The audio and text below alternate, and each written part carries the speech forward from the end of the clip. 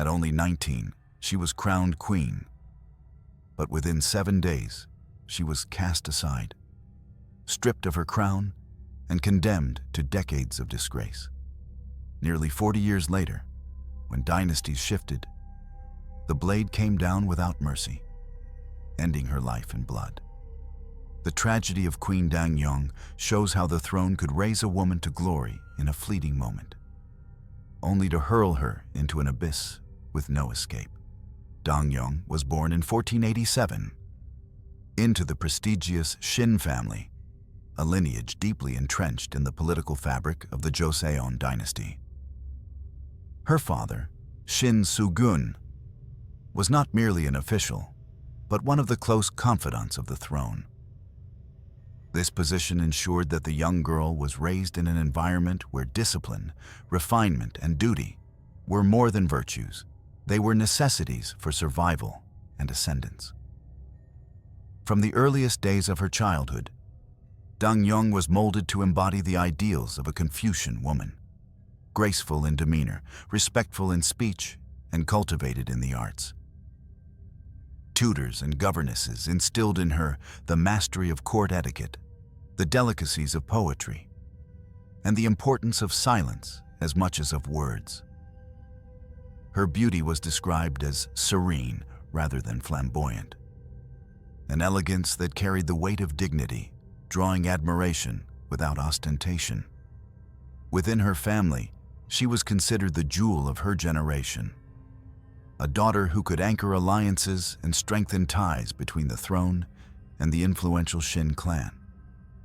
To her elders, she was not only a child of promise, but also a political asset in the making. Every gesture she performed, every word she spoke, seemed to foreshadow a destiny woven into the silken threads of power. Yet Dangyeong's life was not entirely confined within the narrow walls of politics. Family records suggest she was affectionate and attentive, a daughter who carried the warmth of filial piety with sincerity. But even in such tender traits, her upbringing did not allow her to forget that she was a Shin, and a Shin could never afford mistakes. Her path was not truly hers. It belonged to history, to her clan, and to the court that awaited her. In an age when women of high birth were pawns as much as partners, Dangyeong's early life reflects the paradox of privilege, cherished within the home, yet silently bound to the will of political currents outside it. Her refinement, her restraint, and her composure were not simply virtues of character, but armors prepared for battles she did not yet know she would fight. Thus, as the 16th century unfolded with whispers of unrest and turbulence within the palace, Dangyeong's name quietly emerged as one of the most suitable brides for the heir apparent. She was, after all, the flower of the Shin family, a blossom groomed not for personal happiness, but for the grand design of dynastic survival. In 1506, Dangyeong's destiny intertwined with that of Prince Jin-sung, the man who would later ascend the throne as King Jungjong. Their union was not merely the meeting of two young souls, but a carefully orchestrated bond between two powerful families. The marriage symbolized more than affection. It was the reinforcement of alliances, the sealing of trust, and the tightening of political knots in an era where bloodlines decided fates. For Dangyeong, entering the royal household was both a triumph and a trial. As the wife of the crown prince, her presence was under constant scrutiny. Every glance, every smile, and every step carried significance, echoing beyond the private sphere into the political realm. The Shin family, basking in the glow of her elevation, understood that their influence had now anchored itself at the very heart of Joseon's power. Prince Jin-sung, though destined for greatness, was not free from the weight of history. He was the younger brother of the deposed tyrant Yeonseung-gun, a ruler remembered for his cruelty and excess. This shadow haunted the corridors of the palace, casting uncertainty on every move he made. To marry Dangyeong was to weave himself further into the threads of legitimacy, drawing strength from her family's prestige. Within the confines of their chambers, Dangyeong is believed to have been a loyal and supportive wife, embodying the virtues expected of a crown princess. She was gentle yet firm, composed yet compassionate, a presence that brought both dignity and stability to the often volatile life of the royal court. Her youth did not undermine her wisdom. Instead, it highlighted the rare balance between innocence and awareness that she carried into her marriage. The wedding, celebrated with grandeur, was not only a union of two individuals, but a spectacle designed to display stability in a kingdom still scarred by the wounds of misrule. Processions, rituals, and elaborate ceremonies painted Dangyeong as a symbol of renewal, a promise that Joseon's court could heal and flourish once again. Yet beneath the grandeur, dangers lurked. The very alliance that elevated her also made her vulnerable. Politics in Joseon was not a steady foundation, but a shifting ground, and the Shin clan's rise would inevitably draw envy and suspicion. While she wore the crown of the crown princess with grace, unseen forces were already plotting against the roots of her family.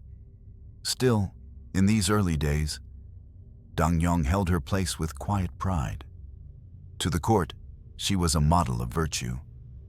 To her family, she was the proof of their power. And to history, she was walking toward the precipice of a destiny that would reveal how fleeting and fragile royal fortune could be. When King Yeonsangun, the notorious tyrant of Joseon, was finally overthrown in a coup d'état, the political order of the dynasty shifted in a single, violent sweep. The throne, once stained with the excesses and cruelties of Yeonsangun, required a new occupant who could restore dignity and legitimacy to the monarchy. That man was Prince Jinseong, who was elevated as King Jungjong. And at his side stood Dangyeong, who now, at the tender age of 19, was crowned Queen of Joseon. Her ascension to the throne was as dazzling as it was brief. Court records describe the ceremony with all the grandeur befitting a royal coronation. The golden robes, the chants of officials, and the rituals meant to invoke heaven's blessing. Dangyeong, standing by Jungjong, was presented not merely as a young bride, but as the living embodiment of renewal, a symbol that Joseon would emerge from tyranny into order and harmony once more. For Dangyeong, the transformation from crown princess to queen was almost surreal. In less than a week, her name echoed across the palace halls, her presence acknowledged as the highest woman of the land. Every eye turned toward her, every voice lowered in respect. She was expected to be the paragon of grace and wisdom, guiding the court with her composure while embodying the Confucian virtues of a virtuous queen. Yet within her own heart, there must have been unease. The throne she now shared with Jungjong was not gained through a peaceful succession, but through the violent collapse of her husband's half-brother. Shadows of conspiracy still lingered in the air, and she would have sensed the precariousness of her new position. The palace was not a sanctuary, but a battlefield of whispers, ambitions, and vendettas. Still, Dangyeong approached her role with determination. Witnesses of the time noted her restraint and humility, her measured words that never crossed into impropriety, her eyes that bore dignity beyond her years. She was a queen in the truest sense of the word, embodying a serenity that contrasted sharply with the chaos that had engulfed Joseon under Yeonsangun. To the Shin family, her coronation was the ultimate validation. Their daughter, their flower, had become queen of the realm. Their influence reached its zenith, and in their minds, The dynasty's stability was tied inseparably to their clan's prominence. But for the enemies of the Shin family, this moment of triumph was nothing but an opportunity. A chance to strike against a rival clan that had now risen too high. What Dangyeong could not have known, as she stood resplendent in her royal attire, was that her reign would last no longer than the life of a candle in the wind. Even as she basked in the glow of coronation, the first whispers of betrayal were already curling in the dark corners of the palace. The throne, which appeared to promise permanence, was in fact a fragile seat balanced upon shifting sands. And Dangyeong, radiant at 19, was standing unknowingly at the edge of the precipice. Barely 7 days after she had been crowned, the dream unraveled with merciless speed. The very family that had elevated Dangyeong became the reason for her downfall. Accusations surfaced that members of the Shin clan had engaged in treasonous activities, conspiring against the stability of the new regime. In the volatile climate of Joseon politics, suspicion was as damning as proof. And once the accusations were spoken, the verdict was inevitable. Dangyeong's fate was sealed not by her own actions, but by the blood that ran in her veins. As the daughter of Shin Su-gun, she was inextricably bound to the fortunes of her family. What had once been her greatest strength, her lineage, became the weapon that cut her down. The court, eager to purge any lingering threats after Yeon Sang-gun's fall, turned its eyes upon her with cold calculation. In the palace, the whispers of her disgrace spread like wildfire. Officials who had bowed low before her only days earlier now spoke her name in hushed tones, as if it carried the taint of rebellion. Servants who once showed deference withdrew into silence. Even the grandeur of her royal robes seemed to weigh upon her, a cruel reminder that the crown she had worn was never truly hers to keep. The official decree came swiftly. Dangyeong was to be stripped of her title and expelled from the palace. No defense was heard, no plea accepted. Her reign as queen had lasted only 7 days, a span so short it seemed almost a cruel jest of history. For Dangyeong, the fall must have been devastating beyond words. To walk from the sacred halls of royalty, escorted not as a sovereign, but as a disgraced woman, was a humiliation few could endure. The palace gates that once opened to her in reverence now closed behind her with finality, consigning her to a life of obscurity and disgrace. The people of Joseon, too, were left bewildered. The queen who had been celebrated in grand ceremony vanished as swiftly as she appeared. Some pitied her, others feared association with her name. But all recognized the brutality of politics that could lift a woman to the heavens one day and cast her into the dust the next. Her 7 days of glory became a cruel legend, a fleeting spark extinguished almost before it could burn. Dangyeong, once the flower of the Shin clan, was reduced to a cautionary tale whispered in corridors. A reminder that in Joseon, loyalty could be questioned, fortunes could collapse, and queens could vanish without mercy. Thus ended the briefest reign of a queen in Joseon's history, a chapter written not with triumph, but with the ink of tragedy. And for Dangyeong, it was only the beginning of a lifetime of shadows. The palace gates closed behind her, and with them, the final remnants of Dangyeong's brief glory. Stripped of her crown and title, she was thrust into the life of an exile, a woman who carried the stain of treason not through her own deeds, but through the fate of her lineage. What had once been her shield, her birth into the Shin family, had now transformed into a permanent mark of disgrace. Her exile was not one of distant lands or physical chains, but of social death.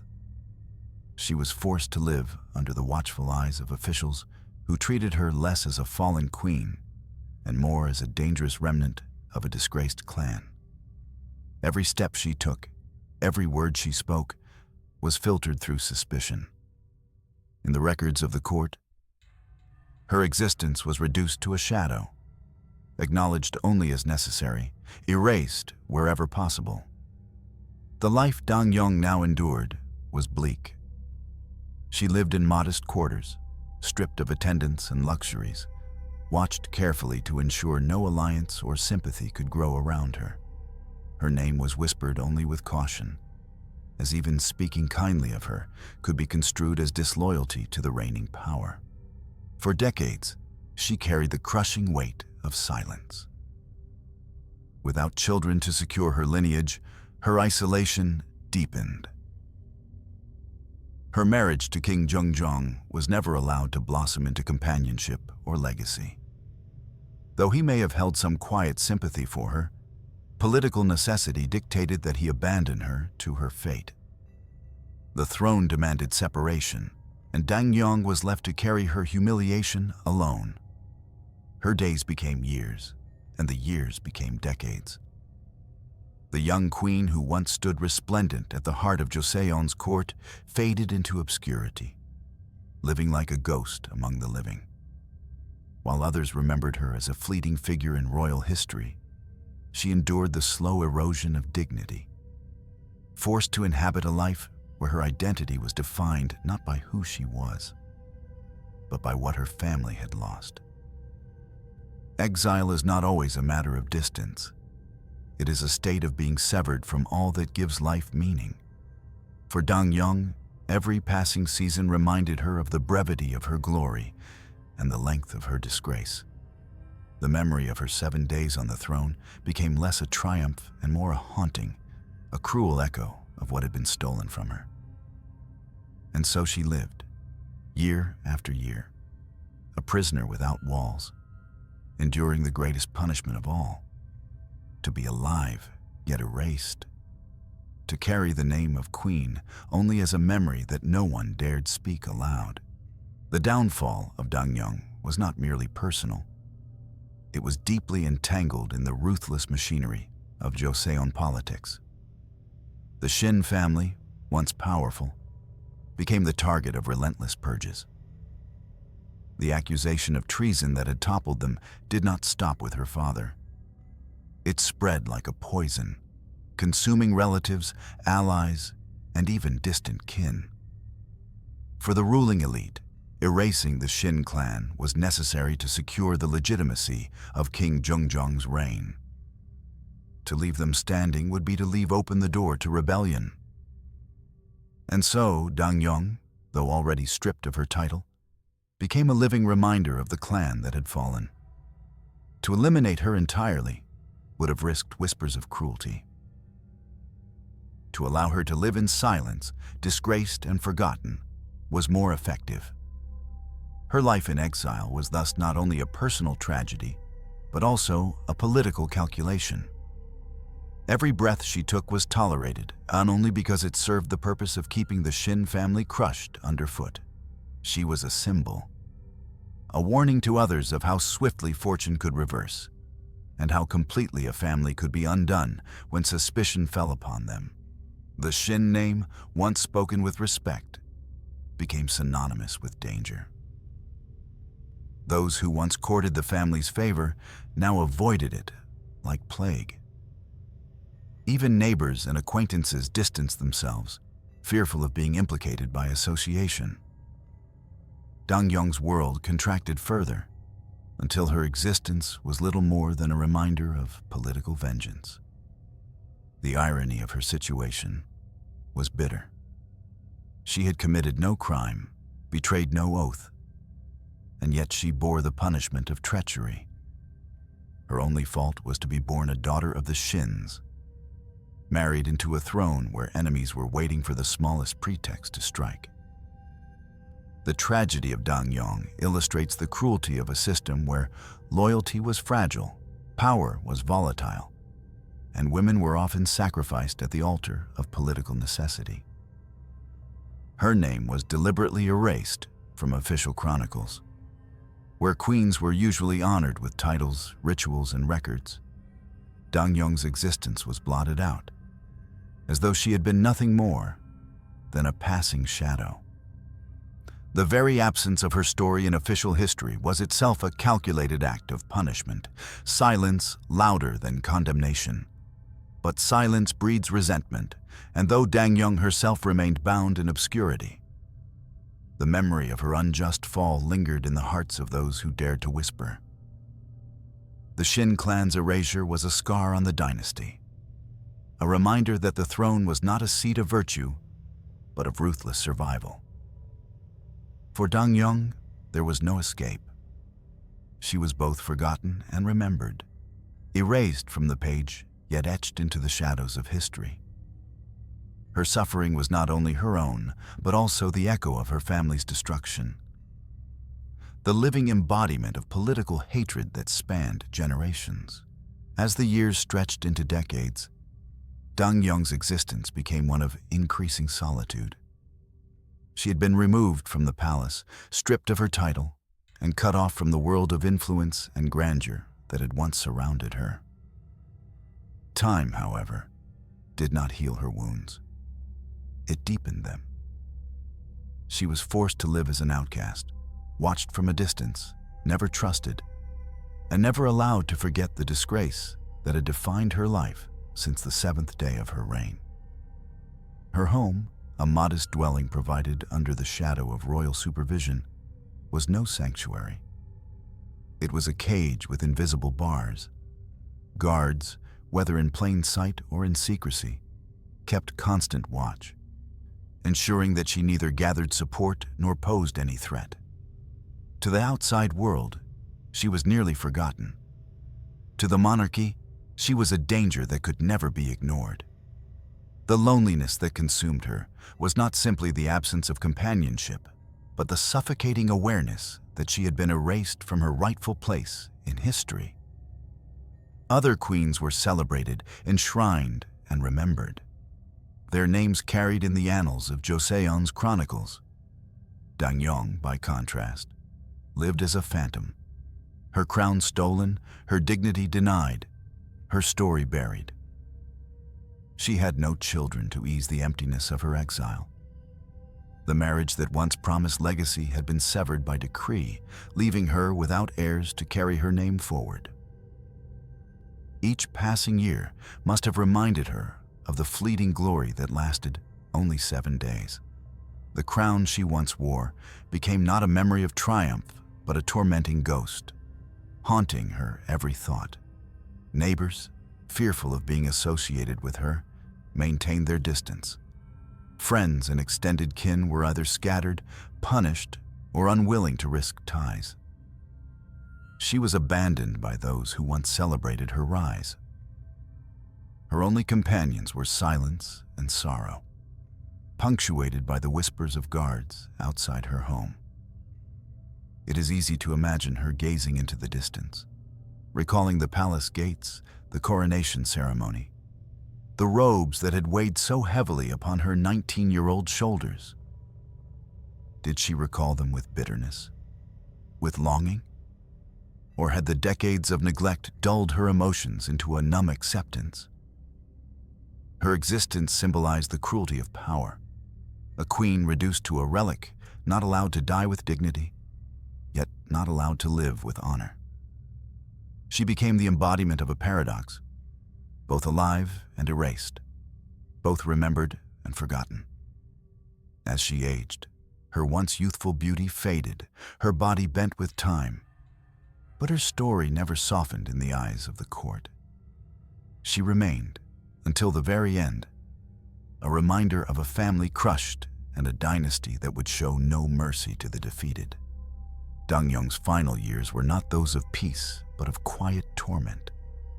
Alone, erased, and unseen, she lived as though the world had cast her aside. Hers was a life that proved how the throne could turn not into a blessing, but into a curse that destroyed not only the person who sat upon it, but everyone bound to its fate. By 1557, Dangyeong was 70 years old, a remarkable age for the time.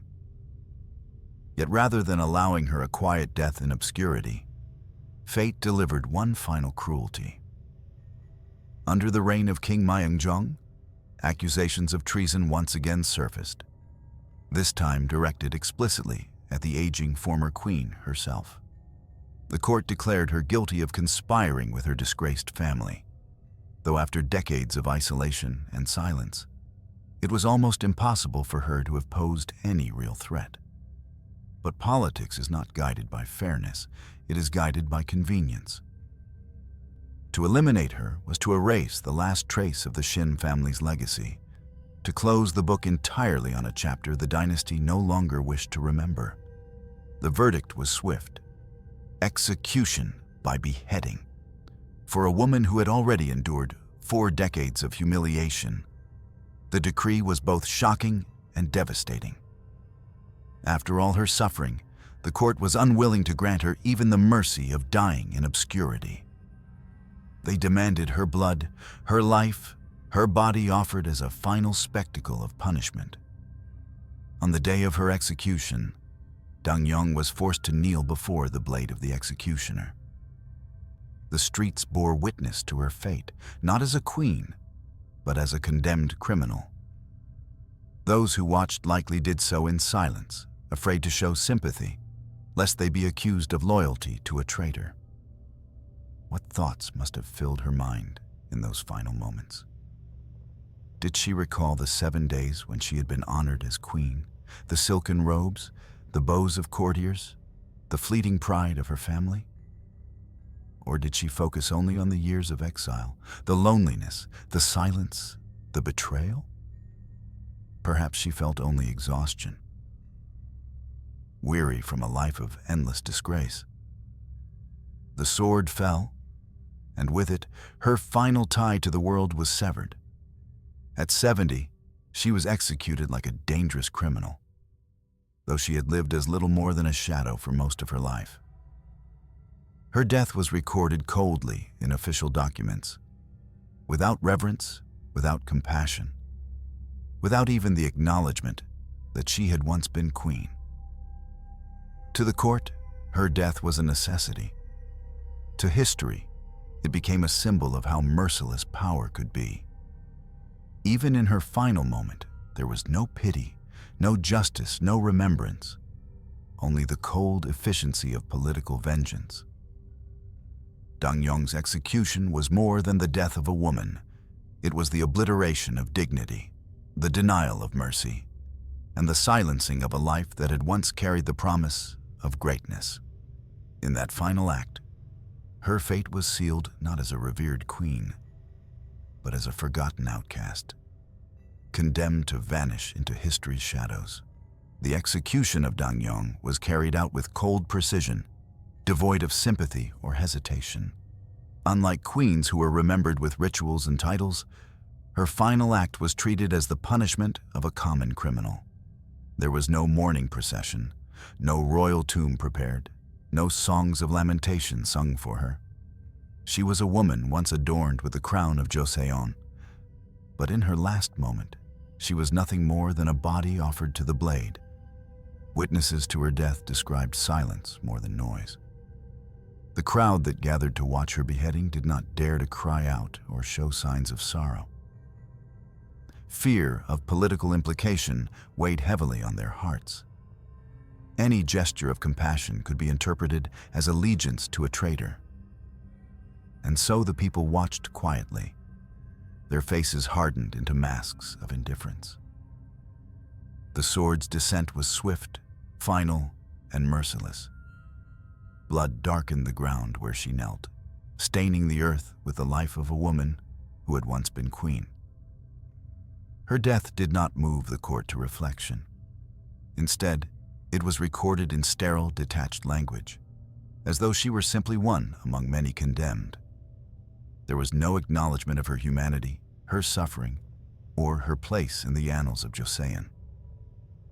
The brutality of her end was not in the violence alone, but in the erasure of dignity. Death itself might have brought release, but the manner of her execution ensured that she would be remembered not as a sovereign, but as a disgraced outcast. For a queen who reigned only 7 days, Her name was deliberately stripped from the chronicles, her existence reduced to a shadow that the court tried to bury under silence. Yet silence often speaks louder than words. Though the official records refused to honor her story lingered among whispers.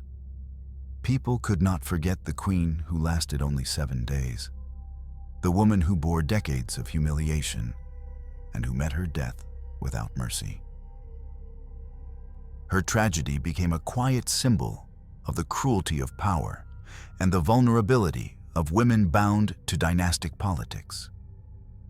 In the eyes of history, Dangyeong's fate was more than the fall of one woman. It was a mirror reflecting the brutal truth of monarchy, that crowns could elevate and destroy in equal measure, and that the throne was as much a place of death as it was of glory. Her beheading was not just an execution. It was the silencing of a life that had once carried promise, dignity, and hope. Thus, the queen who wore the crown for only 7 days met her end without compassion, condemned by forces larger than herself. And yet, in her suffering, she left behind a legacy far greater than the court intended, the memory of a life that proved power can be both a gift and a curse, and that mercy is often absent where ambition reigns. The tragedy of Queen Dangyeong endures not only in the brevity of her reign, but in the mercilessness of her fall. 7 days on the throne, followed by 4 decades of silence, and finally a death without dignity. Her life encapsulates the cruelty of power and the fragility of human fate. Her story reminds us that behind the crowns and titles are people whose lives can be shattered by forces beyond their control. She was not remembered as a ruler, nor honored as a queen, but her suffering became a silent testimony to the vulnerability of women in the court of kings. Dangyeong's legacy is not written in triumph, but in resilience. Though she was erased from records and denied dignity, history has not forgotten her. In remembering her tragedy, we are reminded of the human cost of politics and of the countless lives sacrificed to sustain power. Her 7 days of glory were brief, but her story endures as a voice for those silenced by ambition